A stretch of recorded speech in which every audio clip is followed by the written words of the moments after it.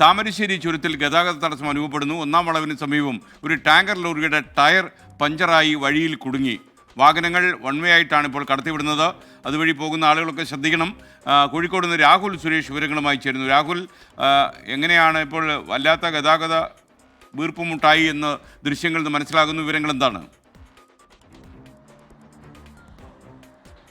SKN good morning. രാവിലെ തന്നെ താമരശ്ശേരി ചുരത്തിൽ ഗതാഗത തടസ്സമെന്ന വാർത്തയാണ് പുറത്തു വരുന്നത്. ചുരം കയറുകയായിരുന്ന 14 വീലുള്ള വലിയ ടാങ്കർ ലോറിയാണ് ടയർ പൊട്ടി റോഡിൽ കുടുങ്ങിയിട്ടുള്ളത്. ഒന്നാം വളവിന് സമീപമാണ് ഈ ലോറി ഇപ്പോൾ ഉള്ളത്.